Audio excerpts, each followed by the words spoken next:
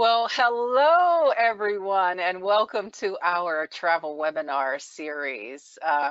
Wasn't that fun? I mean, That I was fun. loved putting that together, and I definitely want to thank our travelers who participated in the video and Video Twist Productions who put it together for us. And I want to let you know that the gentleman in the last clip, one of our travelers for 20 years, that was a didgeridoo. It was not a bong. Oh, oh, I thought it was one of those trips. No, it wasn't that. Okay, I am Javon Harley, and I'll be your host and moderator for today's webinar. My partner, Jean Harley, will be navigating behind the scenes. And those of you who travel with us, you know that Jean is always behind the scenes, but he gets the job done. And I want to thank you for coming along with us on this virtual experience. I've having such a blast putting everything together, and I'm sharing that with you. Now, Advantage International is in its 22nd year of providing corporate incentive and group travel services primarily to African American travelers and to media outlets. Traveling Culturati is our radio show on Sirius XM with HUR Voices, and of course, the focus is travel. Advantage International Travelers, well, we're called the Culturati. Traveling While Black is our marketing brand, and for 22 years and counting, we focus on the Black traveler and the Black travel experience. Now, we've been working with destinations around the world and curating itineraries for the 2021 and the 2022 season. And through this process, we've attended numerous webinars that are mostly business to business. And that's what gave me the idea to bring this concept directly to you, our travelers, and so that we could give you this virtual travel experience. We have many exciting destinations lined up for the travel webinar series through to the end of the year. And of course, this is in preparation of when we see you again. So everyone has been muted for the virtual webinar. And of course, that's except for the panelists. If you have any questions, please type them in the question bar, in the question box, and that's the question bubble. Just click on that and you'll be able to type your question there. And all of the questions will be answered at the very end of the presentation. Today, we're taking our journey to Tulsa, Oklahoma, the second largest city in the state, along the Arkansas River. There's a piece of American history in Tulsa that we are paying homage to today because the Centennial is approaching. It was home to one of the wealthiest Black towns in America. And I'm joined by three panelists. James Kevin Ross, connoisseur of all things Black Wall Street of America. Philip Keith Armstrong, project director for the 1921 Tulsa Race Massacre Centennial Commission. And Ray Holtz, president of Tulsa Regional Tourism. Well, welcome, gentlemen. How are you today?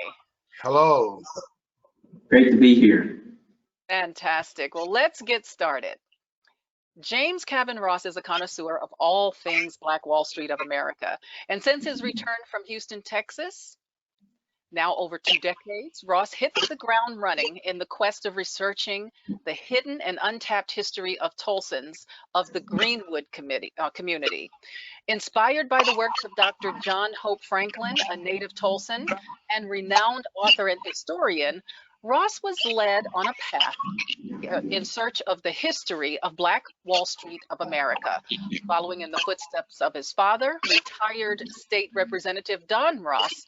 Kevin is very active in his community of North Tulsa for the past, present, and future.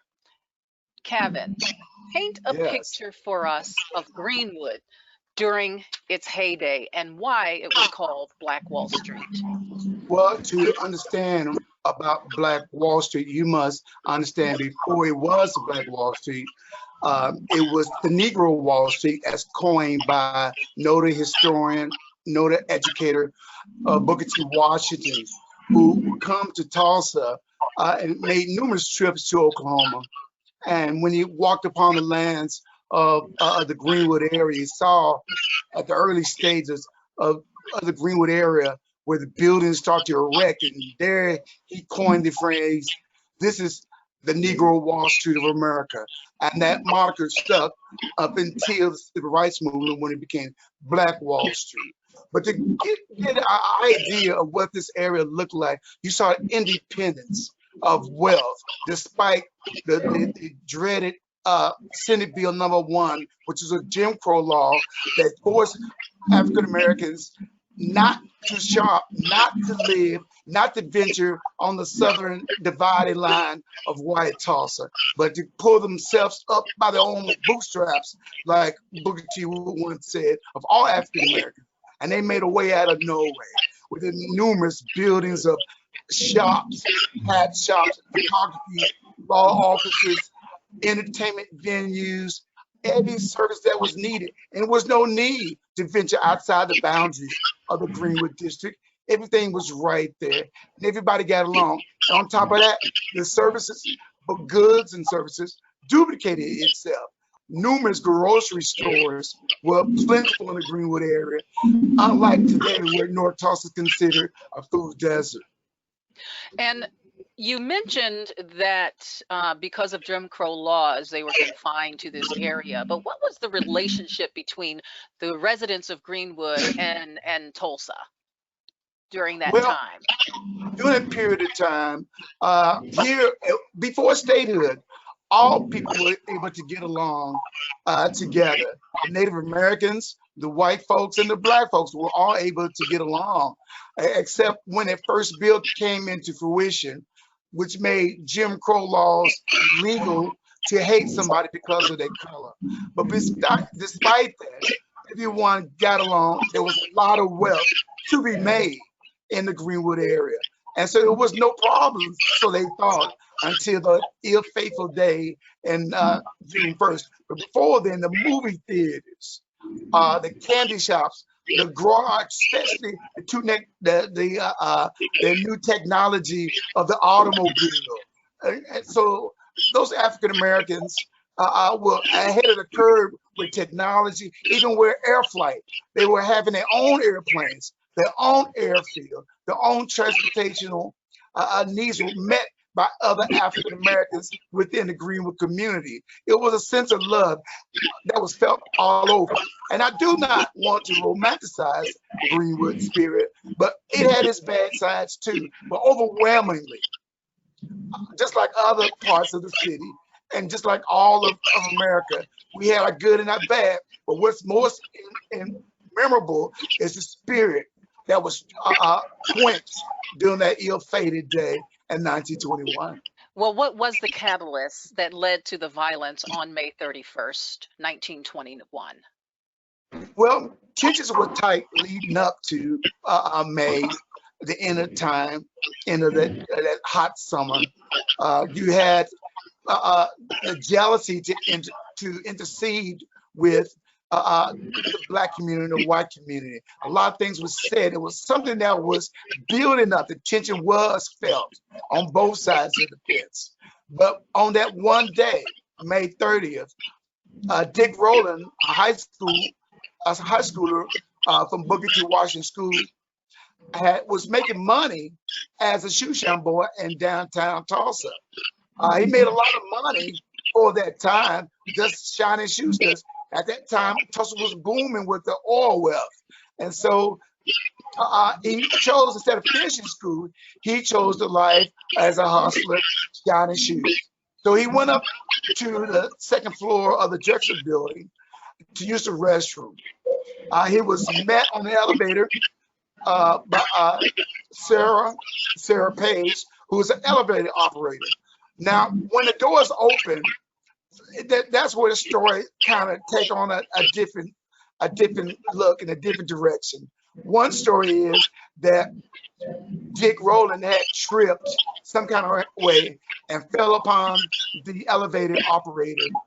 She screamed out, and then he ran out of the elevator, out of the building, and tried to get comfort in the Greenwood district. Soon afterwards, word spread throughout the community that a Negro had assaulted a white woman in downtown Tulsa in broad daylight. And so it was at that time that the law enforcement retrieved Dick Rowland. By the following day, the front page report stated, "Now Negro in elevator attack," which drew people, both black and whites, down to the sheriff's department down in downtown Tulsa. Both black and white were gathered. Whites gathered on the south side of the sheriff's department, which also the courthouse, and the blacks gathered on the north side. Both both groups were told to disperse. That there's no need to get to Dick Rowland, not for lynching and not for protection. So these two groups were dispersed, but only to meet on the east side of the courthouse. A white man grabbed the nozzle of a black man who was an army vet from World War I, and he asked him, "What are you going to do with that gun, nigger?"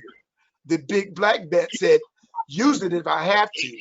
He grabbed for the nozzle of the gun. The shot was fired, and what we know today as the Tulsa Massacre of 1921 began. Wow. Now, there were survivors. Yes. And what was it like for the survivors? Well, those survivors, those who did not fled, they began to gather up by the National Guard and those who were deputized by Sheriff McCullough, Tulsa County Sheriff, who deputized this mob, where they gathered up as many Negroes that they could find, which totaled about 4,000 that they gathered inside internment camps, which included the convention hall, known to many as the Brady Theater, known today as the Tulsa Theater. They were also gathered at the fairgrounds located in eastern Tulsa sector, and also at the McNaughton Park, which is in downtown area. And there they were not released and held against their will, supposedly for their protection. Meantime, the Greenwood was set ablaze. Airplanes dropped what we know today as Molotov cocktails. Basically, they were like turpentine, not turpentine, but they were basically those lanterns, kerosene lanterns that were dropped by airplanes onto the roofs of the buildings and homes of the Greenwood district, which helped set it ablaze. Such activity never happened in warfare during that time, but afterwards, especially in World War II, that such practice was heavily done in World War II, with such a war type event would occur during those efforts. And so those 4,000 that were in those internment camps, you might be between 4,000 or 6,000 that was there. The number varies. But there they spent those days, and the only way they could be released if a white person came forth and let them know that they will be with that white person. It was given a green tag, and they were taken out. Many of them were hidden in white people's homes, in their basements, also in the white churches. They provided shelter and protection within the churches of downtown Tulsa. And so one thing I want everybody to believe is that not all white people were bad, not all white people were good, not all black people were bad, not all black people were good. So those are the only similarities, but everything else, they fell victim. Many that were murdered, viciously lynched, decapitated.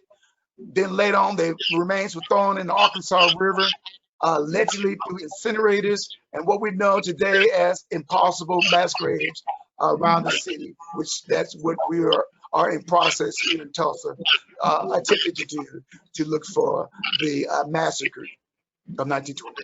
Well, Kevin, thank you so much for bringing us here and setting and telling us that story and setting the stage. After the horrific event of 1921, this piece of history became a footnote until now, until it came back to the forefront.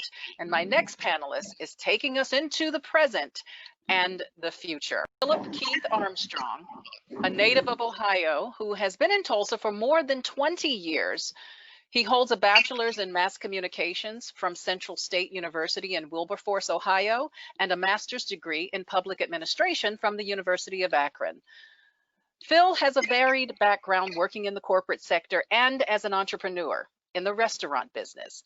In 2019, he was hired by the Tulsa Community Foundation as project director for the 1921 Tulsa Race Massacre Centennial Commission.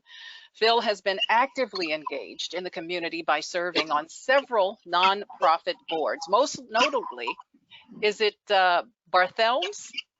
Barthelmess, yes. Barthelm's School of Music, Community Service Council, Reading Partners of Tulsa, and the Greenwood Cultural Center. Hello, Philip, and welcome. Hello, great to be here. Now, when was the 1921 Tulsa Race Massacre Centennial Commission formed, and what is its purpose? So it was formed in 2015, and it's key to note that this is actually the second commission.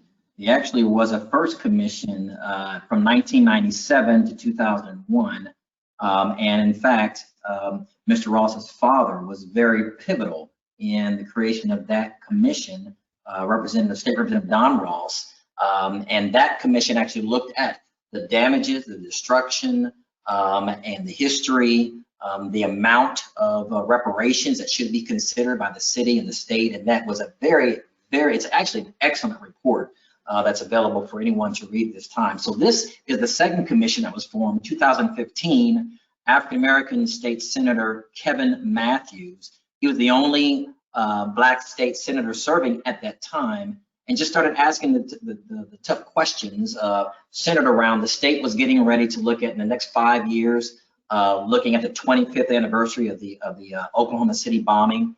And they were using language such as one of the worst acts of domestic terrorism.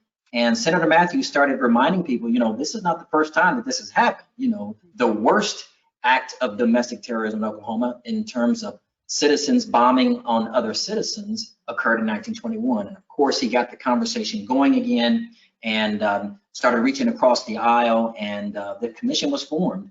And the role of the commission was basically to plan and to look towards 2021 as the 100th anniversary was coming forward, and start having community engagement, talks around the community and different areas to say, what is the best way that the city of Tulsa, the state of Oklahoma, can coalesce around this history and make sure that 100 years later, as the world looks back, they can say what is different about Tulsa after 100 years of this massacre taking place.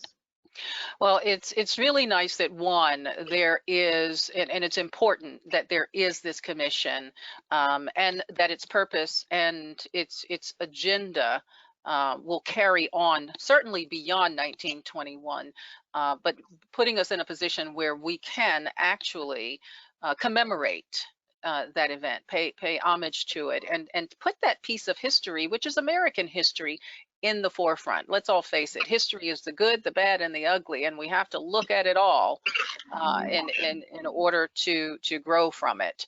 And is there any other part of the commission and its agenda that we should know about? Yes.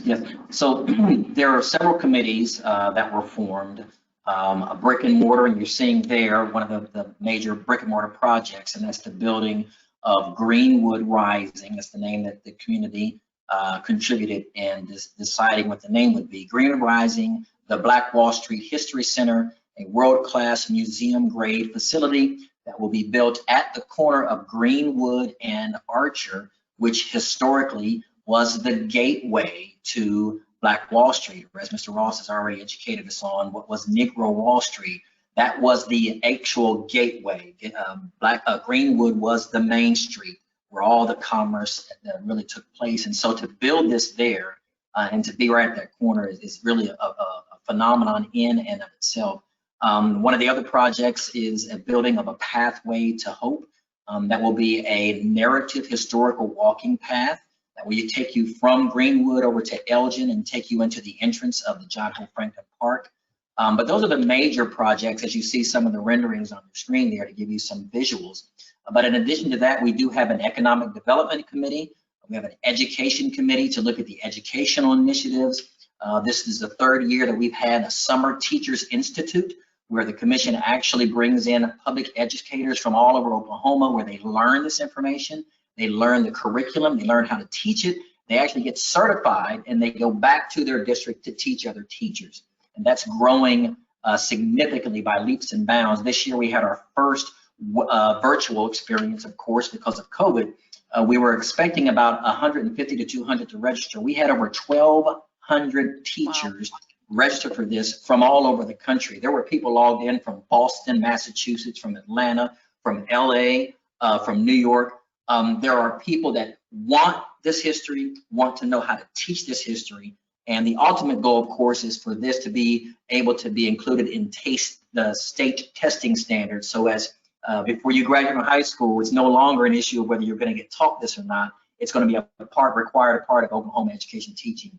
We have a cultural tourism committee. All of these committees are community-wide led, not only to get us to 2021 and plan commemorative events, but we really have been very strategic in not saying that, hey, May 31st, 2021, we all sing Kumbaya and lift our hands and then go back to our respective corners. We really are looking at 2021 to be a jumping off point, a launching point for the next 3, 5, 10, 15, 20 years, especially with economic development, to try to see how we as a community and the state and the city can really get back to some semblance of what Greenwood was, this enclave of African-American entrepreneurialism with Black home ownership and Black businesses. So that's really the ultimate goal of where we're going. And I love the term and name Greenwood Rising because it really is. It's like it's rising back up out of the ashes of a town that was demolished, but giving back in such a way. And Greenwood Rising is a critical part of the Commission's efforts, and it's a world-class facility that showcases Tulsa's historic Greenwood district. So tell us more specifically about Greenwood Rising. And I have to say, I've been to the Apartheid Museum in South Africa, and this resembles it so much. Yes. Wow. So the designers, so this is kind of the entry. What you're seeing here would be like the first entryway in the area. And the designers, the architects of the building is Seltzer Schaefer Architects.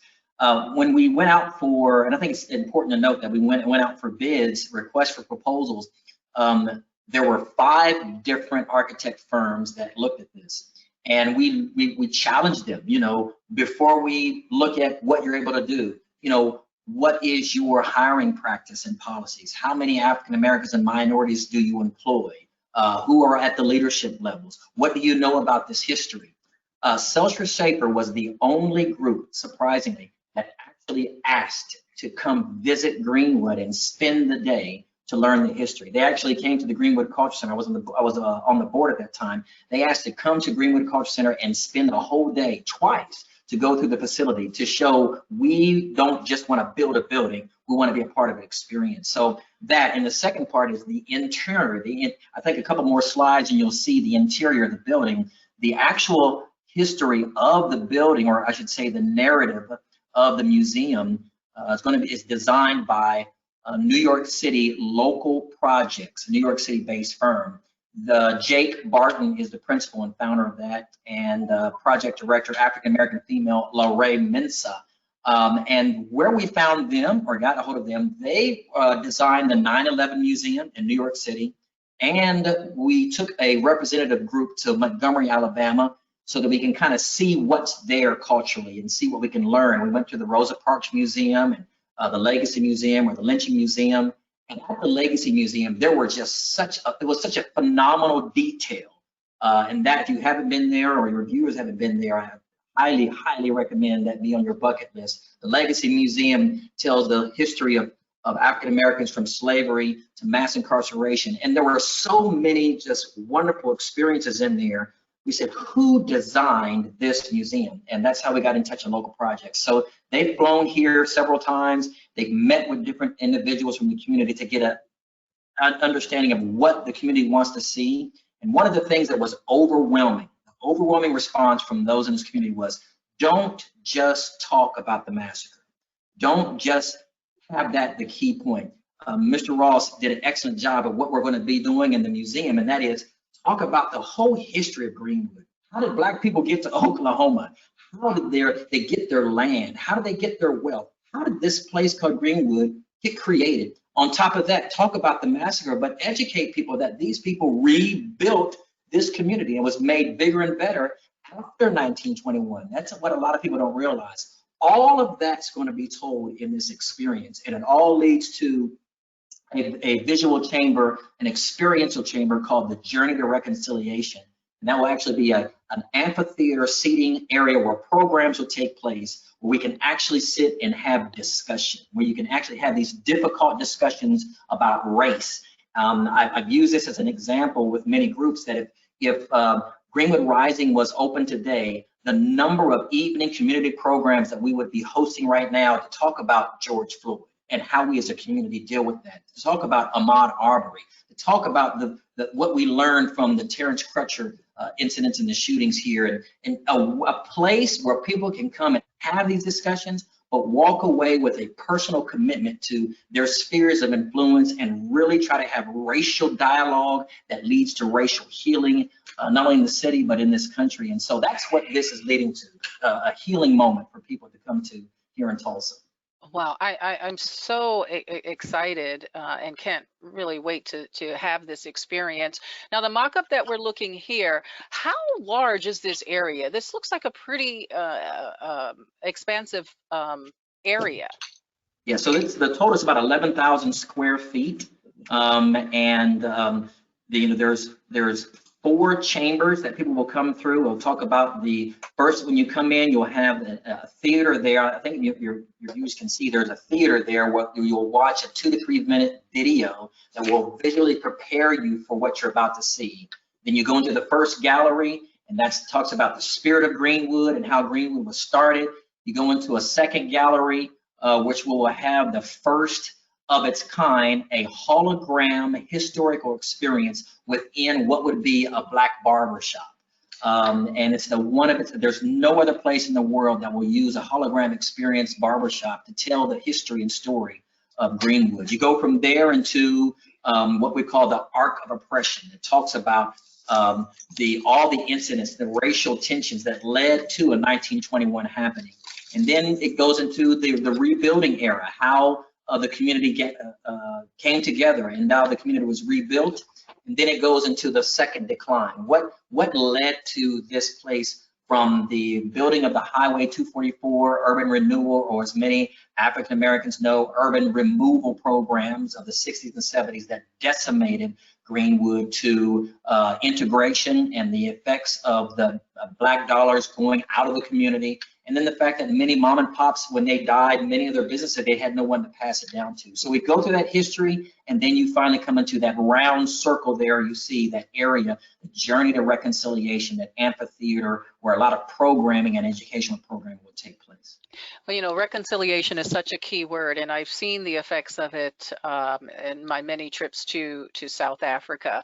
So I want to get that experience inside and out. So this is an aerial view Yes. of where the museum grade exhibition. It's amazing. It's called an exhibition. It really does look like a museum. But this is, we love this aerial view because one thing that we learned when we went to Montgomery is that they had all these wonderful places: Rosa Parks Museum, the Dexter King Avenue Baptist Church, where Martin Luther King had his first pastorate, to the Legacy Center, to the EJI, Equal Justice Initiative, all these wonderful cultural assets. But you had to get on a bus and you had to drive 20 minutes, 10, 15 minutes to get to the next spot. Here in Tulsa, we're so excited because you're going to have all these cultural assets basically within walking distance. If in your lower right corner there, you'll experience Greenwood Rising. You can leave there, and then we'll have brochures and we'll have maps. We're actually developing an actual app on your phone that will be able to tell you where you need to go from there. You'll be able to walk north from there and see the historic Greenwood Chamber buildings. You'll be able to come to the entrance of the Pathway to Hope and see that narrative walking path that goes all the way over to John Hope Franklin Park. Experience the park there. Then you'll be able to go underneath the overpasses there, and to the north, you can't see it on your screen, but just to the north of there is the historic Mount Zion Baptist Church that was destroyed during the massacre. You'll be able to walk and go to the right, go through the parking lot of the OSU and come to Greenwood Cultural Center, where the survivors gallery is, and that's showing the pictures of those who were survivors of the massacre, and the home of the memorial, the race riot memorials there. Go across the street and you're right there at Vernon AME Church, the only surviving structure that's still there from the massacre. All of this within a short walking distance. We literally can see people coming, chartering a bus, dropping them off at Greenwood Rising, and you can just take the entire day and see all of these cultural icons and spend the full day right here in historic Greenwood and get all of this history. All right, we can get our steps in and walk to everything. That's literally, yeah. Yeah, from a tourism standpoint, that is very key, to be honest with you. So the pathway of hope, of course, we're seeing here. What exactly does that mean? So the pathway to hope. So of course the pathway leading to the John Hope Franklin Park, but it's being built to represent a symbol of rejoining the district that was decimated and split apart by the building of the I-244. And many of your viewers know that this is not unique to Tulsa. If you go to Columbus, Ohio, Detroit, you go to Chicago, any major urban area where there was a Black enclave or African-American enclave in the 60s and the 70s, with no one that looked like Black people sitting at the table, decisions were made of where to take these interstate highways, and they always went through the Black community. And they, through eminent domain here in Tulsa, it destroyed many Black homes, many Black businesses. That was really the key death nail in 67. And so Pathway to Hope kind of sees as rejoining that district back together, and you'll be able to have, there's landscaping there, there will be artwork, there will be portraits of prominent pioneers of Greenwood. They'll be able to sit and reflect. It'll be a kind of like a sanctuary, almost a kind of a spiritual historical narrative walk. And so that's being built in collaboration with the Oklahoma Department of Transportation, who is doing all the work and landscaping that's being done by a local firm. But that's going to be opening in the spring of 2021, ahead of the dedication of Greenwood Rising in May. Yeah, having those areas of reflection are always so important. I know when I've been to the National Museum of African American History and Culture, being able to sit in the reflection room after everything that you've just seen and sometimes relived, it was very important to have those serene areas that you can sit and contemplate. Now, I know you're still planning Yes. for the Centennial itself, but what can we expect that's going to happen during that time? So what we're telling people, and I'm sure Ray Hort's going to talk more about this. They've been phenomenal for us to collaborate with as people plan their trips and try to find hotel packages to get here. But the bookend dates, if you will, we're telling everyone the community at large will be commemorating between Wednesday, May 26th, all the way till Sunday, June the 6th. And just to give you a highlight of some of the things that are being planned, and this is being, it's not just through the commission. We have some key hallmark events we'll be doing, but along with the community. For example, that Wednesday, Thursday, and Friday, the 26th, 27th, 28th, will be the John Hope Franklin Annual Symposium. That will lead right up to the Memorial Weekend. That following, the next weekend, the 28th, or the following Sunday, June the 6th, depends on his schedule. The Zero Foundation, and a grant through the commission, as well as the Tulsa, Tulsa, Oklahoma Foundation is also going to host Cornel West to come and give a talk and a symposium on racial trauma. We're going to have that Sunday, May 30th, kind of a faith community day where churches from around the city and state gather and have a faith walk from John Hope Franklin Park over to the Vernon AME Church. Then we have the actual Centennial. The key hallmark event will take place on the 100th anniversary. And we already have a hold for the BOK, the Bank of Oklahoma Arena, our downtown arena. We've already got that on hold and planning for that. We also have, as a backup, not knowing what we're going to deal with COVID, we also have the Driller Stadium that's on hold. So in case we need to have some people, they can't get inside due to social distancing, we'll be able to broadcast what's going on inside and the festivities on the Jumbotron at the Driller Stadium, which is actually in historic Greenwood. Later that week, we'll have a dedication of the building. Greenwood Rising will dedicate it itself. And then we're really looking forward to Saturday, June the 5th, in collaboration with the Tulsa Symphony Orchestra, with a local group of hip hop artists and community chorus and choirs. The Tulsa PAC, the Performing Arts Center, is going to rename itself the Dreamland Theater in honor of Williams Dreamland Theater. Wow. Called Dreamland Again.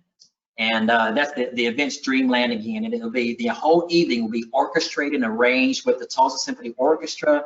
It'll be hip hop music. It'll be Negro spirituals, gospels. It'll be a whole evening of the community be able to culminate around music. But Dreamland Again, we're really excited about having that as one of the events. I think I'm going to have to change my dates now. Might as well just stay the whole time. Just move to Tulsa. More to come. Exactly. Now, of course, with any undertaking like this, there's fundraising. Funds need to be had. And as we know, this is going to continue on beyond 2021. So you're still fundraising. Where can people go for any donations? The website there, tulsa2021.org, and go to our donate page. All donations, all funds are tax deductible. The repository for all donations is going to Tulsa Community Foundation. We actually have our fund there. The Tulsa Race Massacre Centennial Commission Fund is there, and that's where all funds are being held. It's a $30 million campaign, $26 million for all of our projects. $4 million, we have the wonderful foresight and advice by many to have $4 million for operating funds for Greenwood Rising. So the first 3 to 5 years, we'll have operational funds building this facility and then not trying to figure out how to keep it open for the next couple of years. So all of that's in lay for the planning for 2021 and further. And I'm happy to announce even today we had another can't reveal who's made a significant contribution, but we had another $1 million donation today, and the announcement will be coming out who that significant corporate company came into play. But we're now officially at $23.5 million raised thus far of a $30 million goal. And anybody who's raised money, we still have yet to receive anything from the national big foundations. And everywhere we go, when we tell them the community locally has already at this point, it's just phenomenal. It speaks to how the community has come together and said, you know, before we go to anybody else, let's raise what we need to raise right here. So we're at $23.5 million of a $30 million goal. Awesome. Well, let's hope we get there, and let's hope we get there soon. Philip, thank you so much. Of course, I want you to hang around because we'll have some Q&A at the very end. And, you know, when you're the last speaker on the panelist, you have to have a lot of patience. Come back to follow these two guys. So let's talk about visiting Tulsa. We have Ray Holt, who is the president of Tulsa Regional Tourism, where he is responsible for leading the long-term strategies and advocacy for tourism development, for destination placemaking, sales, development, and programming efforts of Visit Tulsa, the Tulsa Sports Commission, and the Tulsa Office of Film, Music, Arts, and Culture Divisions at the Tulsa Regional Chamber. Upon joining Tulsa Regional Chamber in September 2010, Ray served as the executive director of the Tulsa Sports Commission. Shortly thereafter, Ray matriculated to senior leadership responsibilities at the Tulsa Regional Chamber when he became senior vice president of Visit Tulsa and the Tulsa Sports Commission. During his tenure in this expanded role, Ray led tourism campaigns designed to develop gap funds. These funds are utilized for continued investment in tourism, as well as enhancing the quality of life of Tulsans. Tulsans. Well, welcome, Ray, and thank you so much for your patience. Thank you for having us. We're excited. Well, congratulations and kudos to Tulsa for the 1921 Tulsa Massacre Centennial Commission.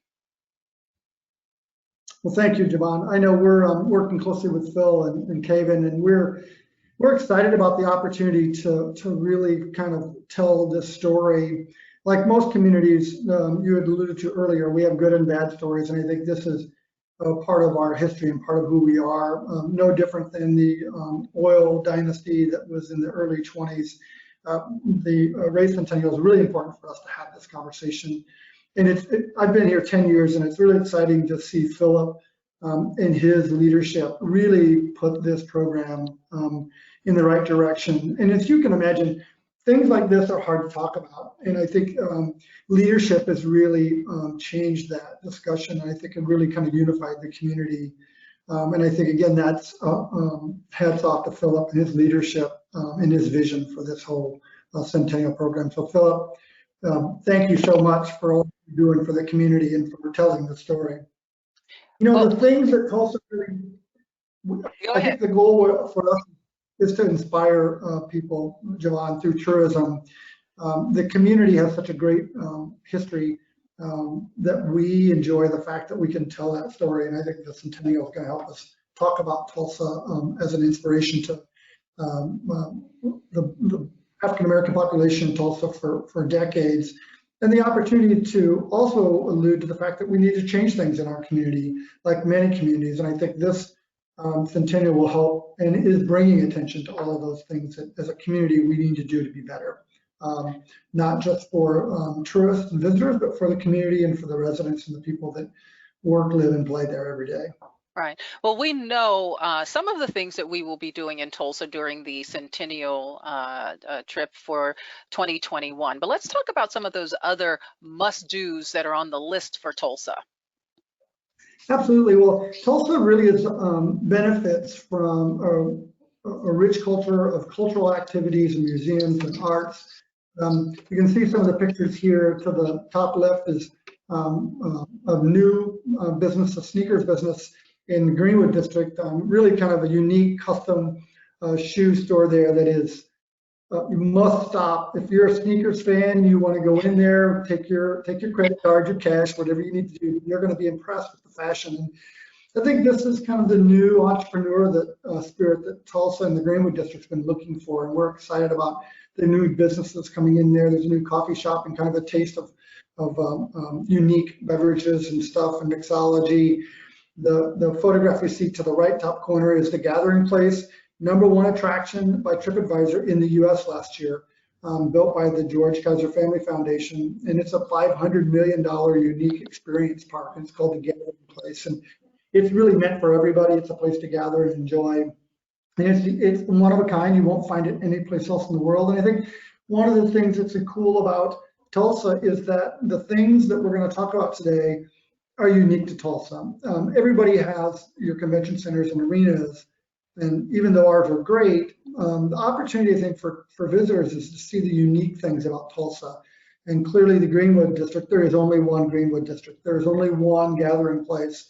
You see the golden driller in the bottom right corner there, a 60-foot statue, actually a 90-foot statue to the oil industry. And if you didn't see the whole Tesla story, we were trying to get Tesla to do a plant here. He was a Tesla man for a while, but very, very creative, very unique building there. Then you see the park on the bottom right. That's just literally a block or two from downtown, an amazing urban space right in the heart of downtown and really in the East Village of downtown Tulsa. So there are lots of things. This park, actually, the road that runs adjacent to it is Route 66. Many of you know that's the Mother Road. That was the road that connected Chicago to California. We have 11 miles of it running through Tulsa, and if you're a Route 66 fan, then you absolutely have to go there. We have a place called Mother Road Market, and it's a dining venue with about 30 local entrepreneurs and culinary chefs. And it's a place for people to create culinary opportunities and food. You'll find everything in there from from chicken to ice cream, and they're all local. And the cool thing is that it incubates these entrepreneurs, these culinary folks, and then they basically go up and open up a storefront someplace else in the community. So our culinary scene is really cool. We just got recognized as one of the top, number 22 in the US as food obsessed cities. So you're going to find places like Brimco and Rib Crib and you know, places along Route 66 like Tally's, where you're going to get your really kind of your Route 66 fill for waffles and chicken. I think you're going to see that the mix of our food is very kind of unique, where we have seafood to barbecue.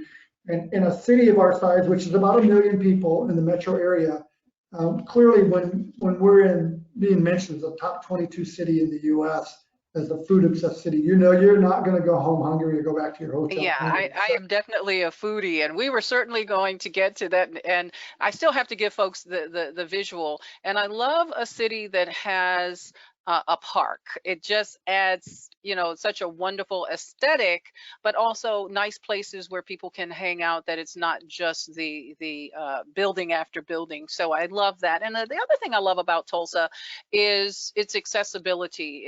You know, when we were talking earlier about the Greenwood Rising and everything, and getting around, is you can walk from place to place.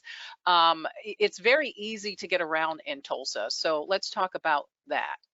So we have a great public transportation system, and we just actually, the city put in a rapid transit system on Peoria, which runs, and we have a cross corridor to that as well. So that's Wi-Fi, accessible buses. So when you jump on them, you know you're going to be expressed, you're going to get where you need to go. We have a trolley program you see in the bottom left corner. So for tour groups like yourself, we'll arrange and coordinate trolleys for you to get around the Greenwood district and our Arts Deco district, which is amazing. Only the third largest Art Deco collection in the country. We also have all the typical this machine bikes and the Lime scooters. We have a vibrant Uber and Lyft culture as well. So transportation in and around the community is pretty simple. We always tell people Tulsa's a 20-minute city, and you can go anywhere in Tulsa from Broken Arrow, which is a suburb, into downtown in 20 minutes. So the nice thing is, you won't find yourself stuck in traffic jams, and you won't find yourself taking 40 minutes to get across the city. It's literally a very well laid out city, and easy to get across and drive in. So whether you come on a bus group or decide to stay the whole week like you're now going to do, Javon, you can rent a car or get your scooter or your bike, and you can get around. Yeah, I love this new bike share thing, because in just about any major city, you can get around and grab a bike and go from place to place and leave it wherever you leave off. Now, one thing I learned about Tulsa that I never knew was your extensive Art Deco architecture. It's one of the largest in the world. I had no idea. Absolutely. So New York, Miami, and Tulsa. So not often do you compare all three of those cities for any reason, but here's one. That we have the third largest collection of Art Deco buildings in the downtown area. So people like Bruce Goff, Francis Berry Byrne, and Frank Lloyd Wright all did buildings in the downtown area. The Phil Tower, the Phil Cade are some of the names of the buildings that you can look up, and you can look at the stuff up prior to your trip. The Atlas Life building, the Tulsa Club, which was just a restored, used to be an original hotel, and it was restored to a hotel. It's like a $26 million renovation of the building, and it is back to its original state. And then the public service company, our power company, is in the old Oklahoma building. So you'll find that there's a downtown corridor where we have walking tours and or Segway tours where you can schedule them, and we'll take you around and show you those Art Deco buildings. The other kind of cool factor about downtown back in the day is there was a tunnel system under downtown, and you can actually take a tour in the tunnels, and many people used them to get around downtown in the winters and in the hot summers, but it was also to avoid, you know, Tulsa had a reputation of being a tough and rumble city at one point back in the day in the oil boom. So a lot of bankers and people used those tunnels to get back and forth through buildings and stuff. So you'll find bank vaults that you can go in and look at now today that are amazing. The architecture, mosaic ceilings are pretty phenomenal. But again, we'll schedule those tours for you and get you around. The last probably building that's notoriety is here is the Boston Avenue Methodist Church.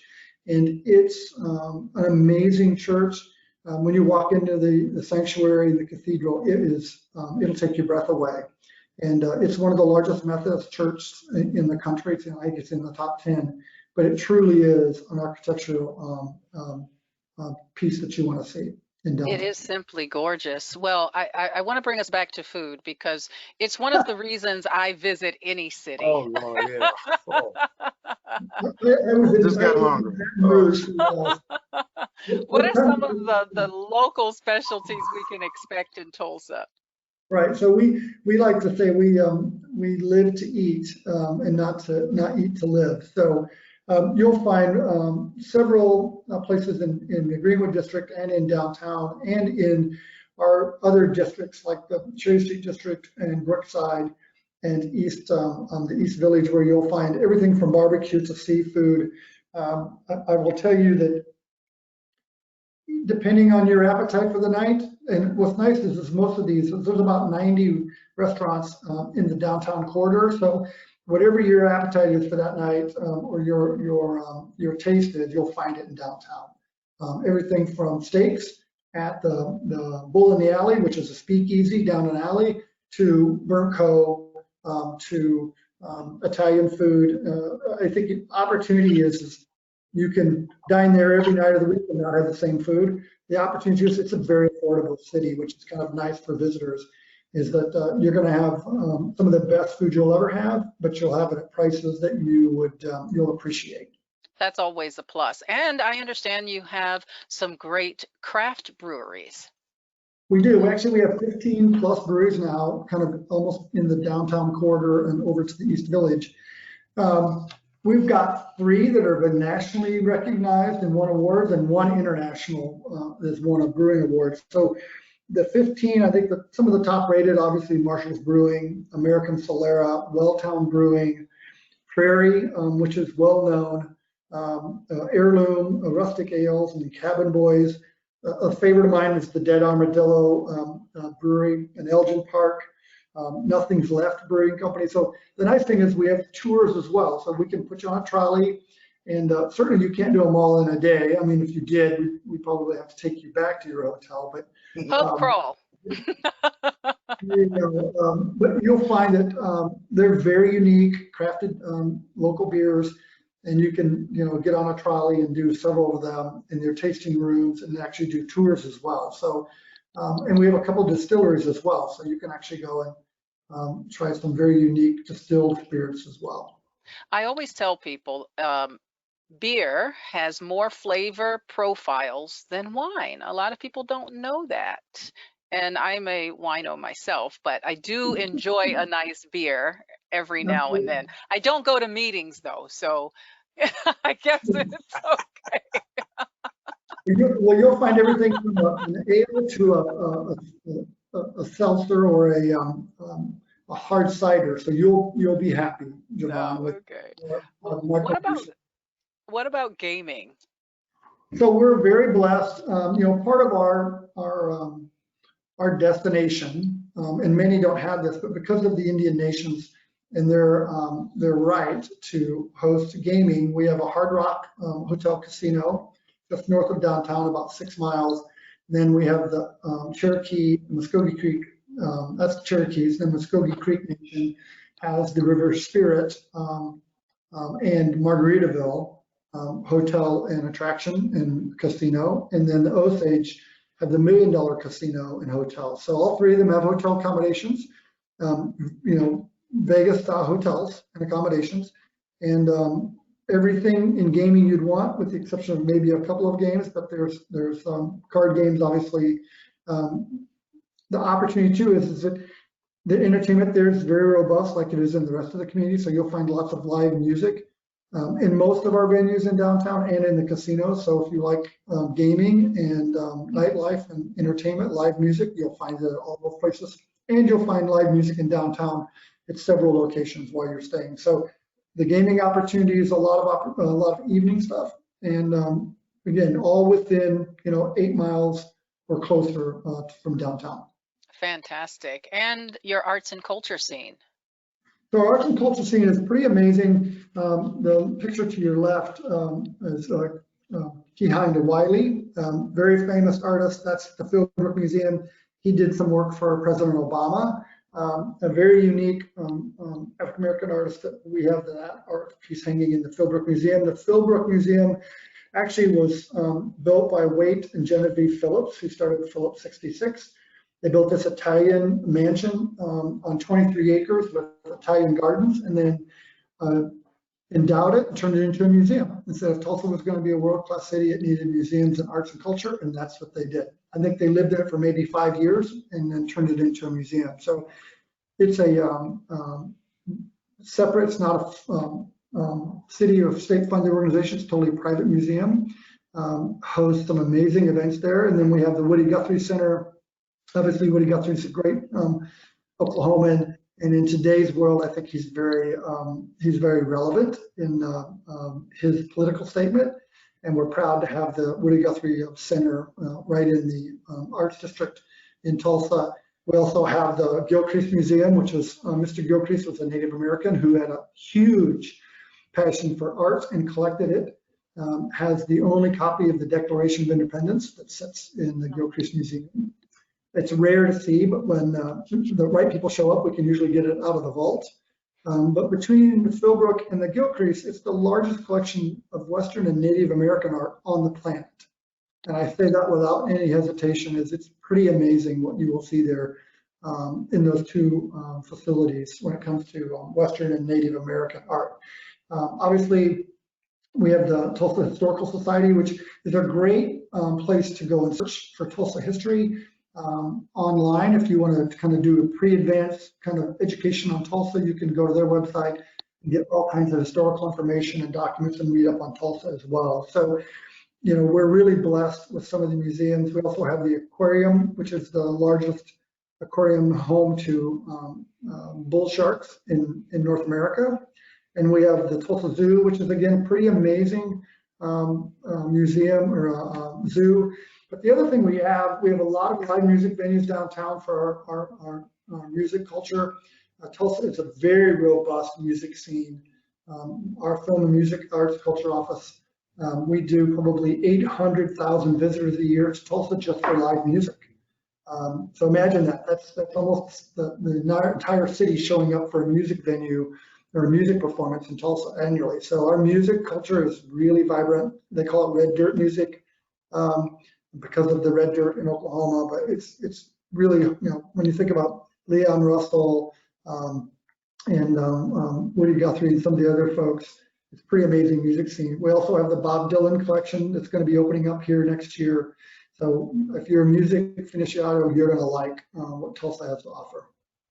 Well, I'm getting excited, and this is why I love doing this, because we learn so much about a destination that we never would have thought of, and it really brings it to life. So you have the Centennial coming up next year, and you have all of these wonderful things in Tulsa. How is the city preparing for the Centennial? So we're working obviously closely with Phil and his team. We're actually doing an international webinar in October. And Tulsa is one of the only U.S. cities in the webinar, and there's probably 30 other international cities, and we're talking about that to the world. So we're really excited about that. We're curating almost an hour-long, I would say, TV show. It's going to be produced and promoted, and it's going to be done at this webinar. So those are some of the things we're doing. We're also doing a new website launch, and we'll be linking up to all the activity and the programming that Phil and his team are doing. We're also creating some direct messaging, and we're working on bus tours. We go to the American Bus Association conference. Of course, we didn't this year, but we're working with them to create tours like we are with you, Javon, and really kind of making sure that the city is ready and prepared. I know working with the elected officials and the mayor and the council, and with Senator Harris, Tulsa's set to be very welcoming, opening its community and city to the world, because I think it's a world story. And our opportunity is to really make sure that when they get here, we're providing the best experience for visitors and even the residents as well. So our hoteliers are already putting packages together with our team. I know one of our salespeople, Marlene Lividay, is working with Phil's team and really curating hotel packages and tours. And for all the things we talked about, come and stay. I think this isn't a 1 day or 2 day trip. I think this is a 3 to 5 day trip, and really immerse yourself in Tulsa. I think you'll find big city attractions in a mid-sized city with a lot of hospitality and a great experience. Well, Ray, I want to thank you so much. You and Tulsa Regional Tourism. Again, I'm really getting excited. And yes, we are going to Tulsa for the 1921 Tulsa Race Massacre Centennial, May 29 through June 2nd. But as we already heard, we may need to extend our dates.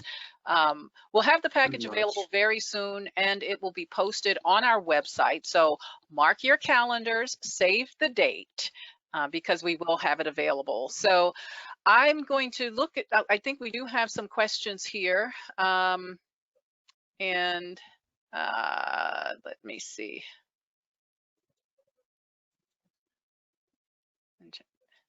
Okay, here we go. And let's see. Were businesses on Black Wall Street able to open in other locations, and are they thriving? I guess, Kevin, can you take that one, or any of you, if you can take that question?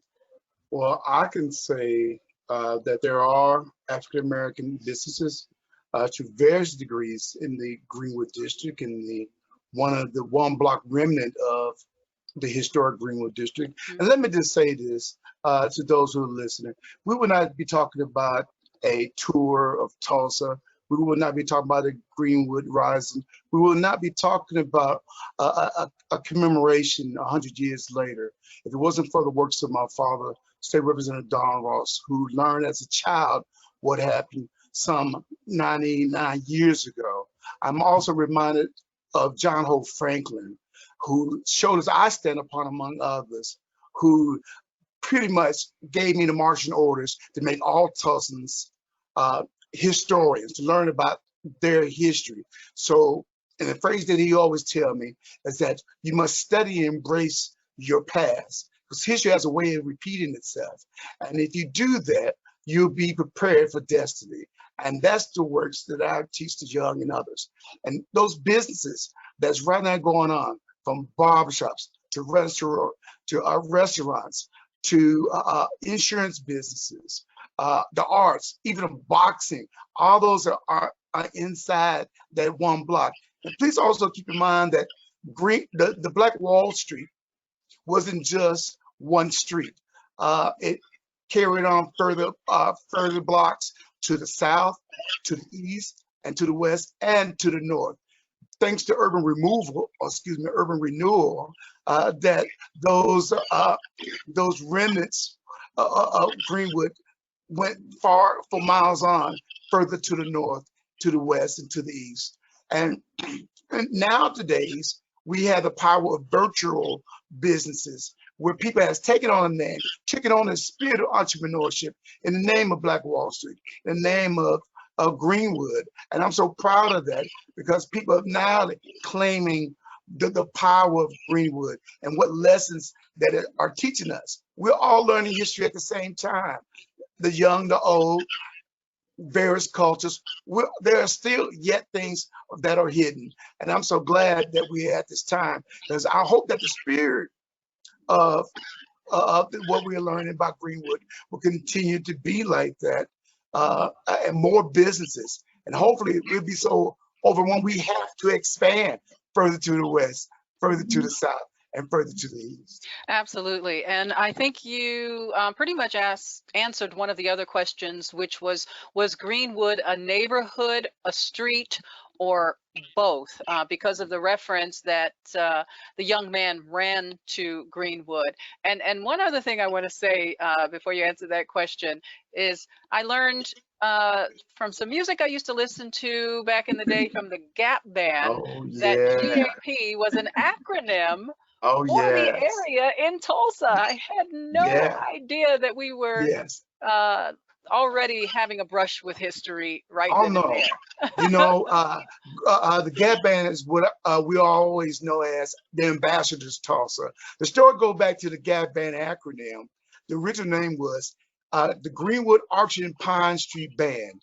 So a promoter, J.N. Pearson, who owned a local restaurant and club, was promoting the band, and he said, fellas, the name is too long. I can't put it on a poster. So he did G period, A period, P period band, and it stuck. And there's your history. But even such little mega hits of the 80s and the 90s and the early 2000s, we see our resurgence of the Gap Band with Charlie Wilson, that everybody know, the younger generation has now known who Charlie Wilson is.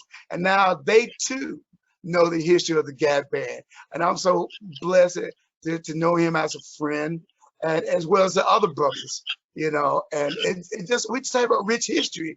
I know Mr. Hort talked about the musical legacy of Tulsa, but it's just that much more. As far as the African Americans, later on that month, well, we plan to have Juneteenth if everything goes okay. We see not only national artists to come to Tulsa during that period, but also the local artists, with powerful local artists that are performing. But we had some great ones back in the day, like the Ernie Fields Sr., who was doing the Chitlin Circus, and other nationally known. His son, Ernie Fields Jr., is a noted musician and an appearance on many, many award shows, and even America Got Talent. And so that legacy continues musically here in Tulsa, around the country, and around the world. Yes. So Greenwood, Archer, and Pine, the intersection of streets. And so it is the community, but it's also the streets that form and make up the community. And we now know that that's where the Gap Band was. Right here in Tulsa. Tulsa's own. Exactly. Well, those were the only questions that we had, but there was one statement that I absolutely love, and I want to end with that, which is that because of COVID, I postponed a cross-country road trip to 2021. Now I must change some things around to go to Tulsa during the Centennial Week. So, gentlemen, that's certainly, exactly. That's fantastic. Come on to Tulsa. So I want to give a special thanks to our panelists, Kevin Ross, Phil Armstrong, and Ray Hoyt. And also, I want to thank the Greenwood Cultural Center for all of the wonderful images that you saw in the slides. Now, our next webinar is August 19th, and we're getting fit to travel. That's right. We are going to have to get fit to travel. You want to make sure that you connect with us for a complimentary 30-minute workout and Q&A with personal trainer Tony Bryan. Why? Because we have to work off that quarantine 15 we've all faced. Oh, Lord. So, gentlemen, thank you again for joining me. It was such a wonderful presentation. Thank you so much.